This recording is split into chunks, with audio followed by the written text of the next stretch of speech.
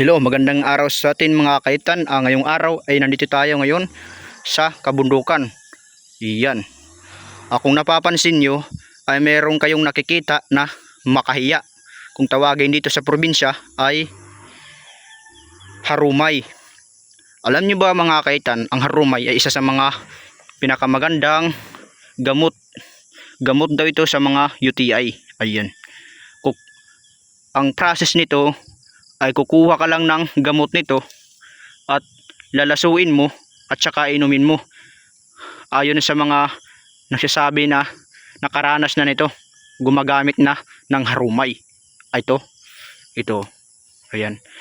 Ito yung harumay na kung saan ay hawakan mo ay yan o, napapansin nyo. Pag hawakan mo, yung kanilang mga dahon humihiklop para sila talagang buhay mga kaitan. Yan o. Yan. Ang kanilang bulaklak ay ganito. Sobrang napakaganda.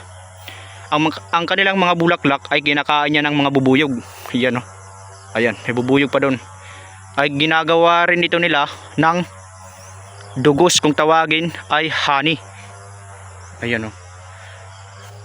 Isang uri na maganda daw itong panggamot sa mga UTI at iba pang sakit. Ayan. Napakarami dito. Makikita ito sa mga liblib na lugar o sa kapatagan lamang. Yan. Kung napapansin nyo ay halos lahat yan ay mga harumay papunta doon. Ayan o.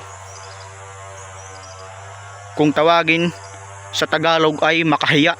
Ito yung makahiya na pula. Yan. Yan talagang ginagamit. O. Pulang pula talaga sila. Ayan. Sobrang napakarami dito. Isang mabisa dito na gamot sa UTI. Kung subok nyo na ito ay paki-comment. Mga kaitan, wala namang mawawala sa iyo kung subukan mo lang ang gamot na ito. Malay natin, isa ka ring makaranas ng pagbabago ng iyong katawan. Ayan. Try lang natin. Wala namang mawawala kung subukan natin. Malay natin himala na makagamot ito sa iyong katawan. Ito. Kung diri ka naruruyag, skip na la.